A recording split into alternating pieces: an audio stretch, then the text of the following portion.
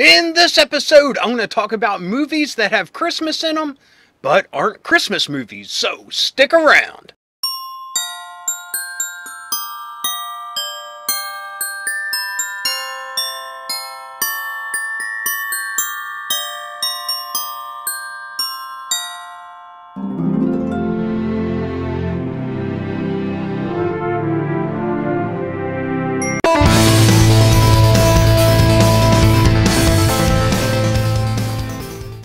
Hello and welcome to Days of Dorker Past. My name's Rob, and like I said, in this episode I'm going to talk about movies that take place at Christmas, have a Christmas backdrop, but are far from being Christmas movies. There are plenty of them out there, but these are just some of my favorites. Number one on the list is the Harry Potter movies. I always loved in the novels when it got to Christmas. It was always something I looked forward to.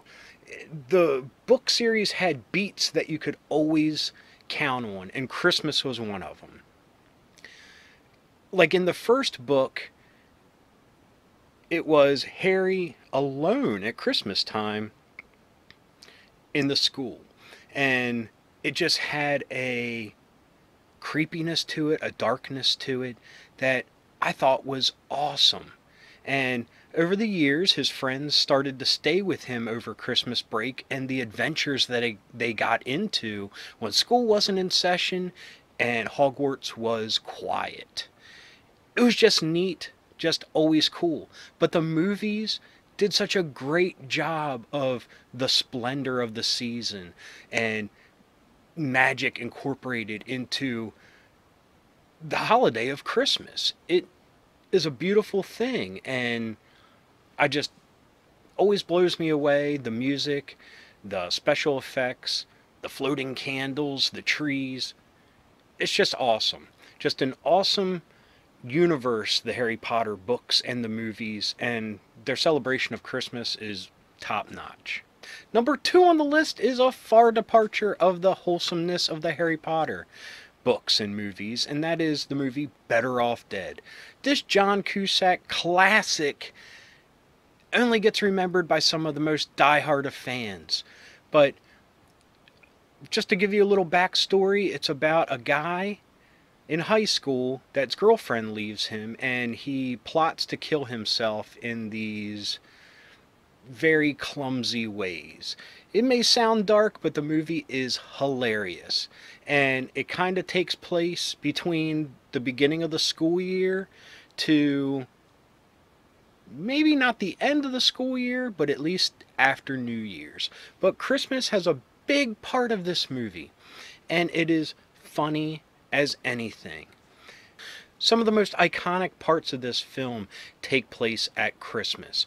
Either they be David Spears, however you say his name's, aardvark suit, to John Cusack's character opening up Hungry Man meals on Christmas morning because his mom can't cook. But to me, one of the best scenes is, as I set this up for you, their garage at their home is always a disaster. So the husband, as a gift to his wife, decides to fix the garage door up, puts a big bow on it, and he goes out to present her this gift. As she's dressed as a reindeer, he's dressed as an aardvark, but in the meantime, their son, John Cusack's character, to try to get back with his ex-girlfriend, buys her a little miniature teddy bear. And as he calls her up on the phone to see how her Christmas is going, she proclaims that her new boyfriend, Roy, got her this teddy bear that's as big as her. So he hangs up on her. You see him go out to the garage, turns on the car, trying to suffocate himself with carbon monoxide. And he has this little bear dangling off a cigarette.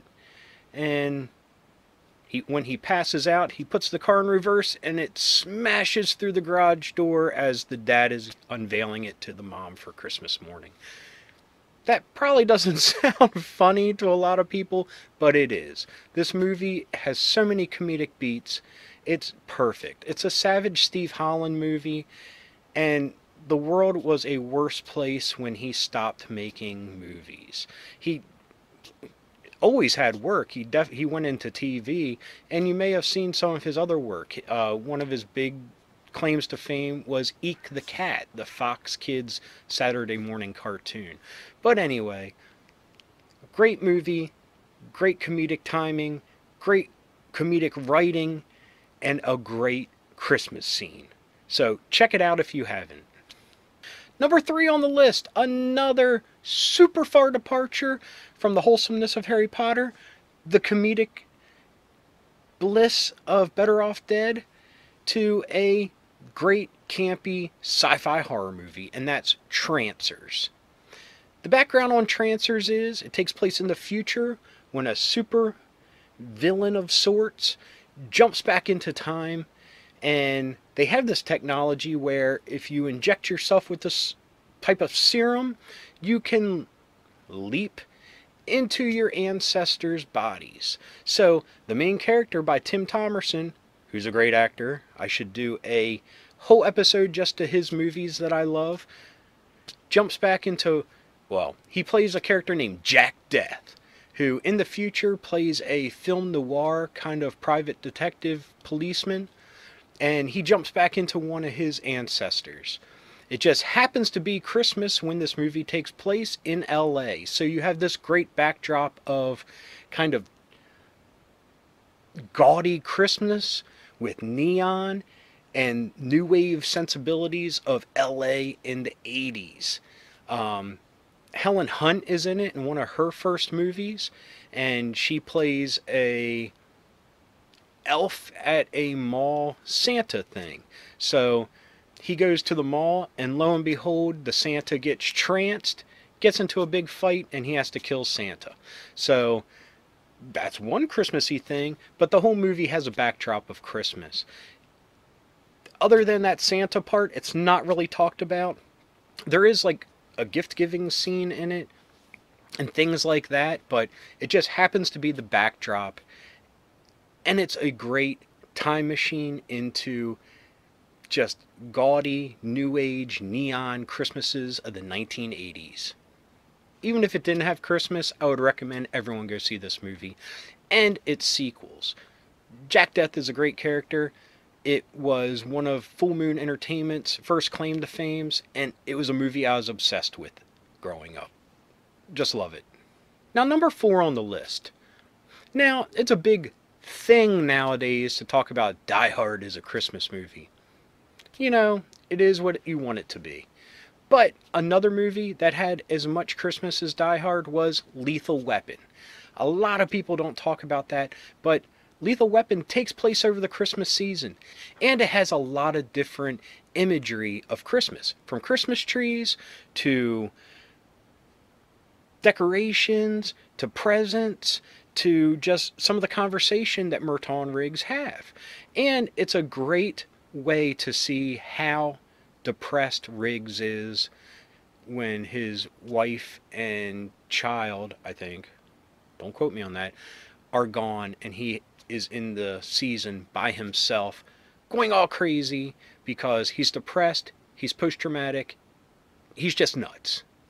But it's a great backdrop, great movie. I mean, everyone knows Lethal Weapon, but it gets left out of the whole Die Hard Christmas movie debate.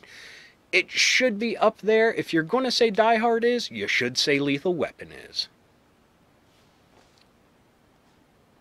Number 5 on the list is a more recent movie on this list because it came out in 1999. Well, the Harry Potter's the most recent, but this would be next, and it's the movie Go.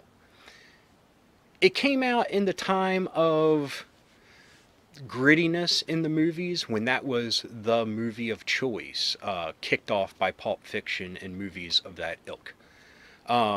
It takes place in LA, and it is kind of like 3 stories all involving the same drug deal from 3 different points of view. It's not as dark as that sounds. It's actually a very fun and funny movie. Kind of looks at the rave culture at the time. but it takes place during Christmas. The Rave is Christmas themed. There's a lot of background. I think it actually takes place on Christmas Eve itself.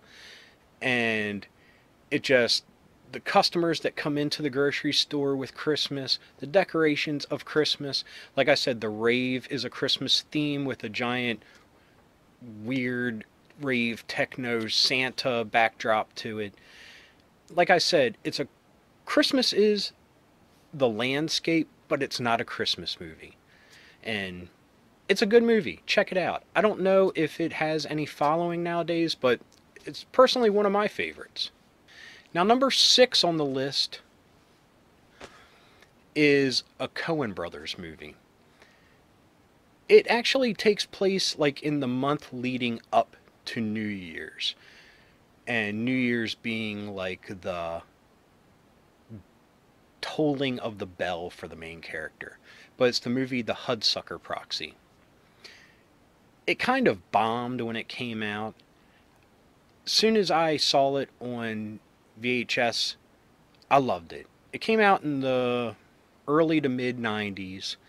Tim Robbins plays a hapless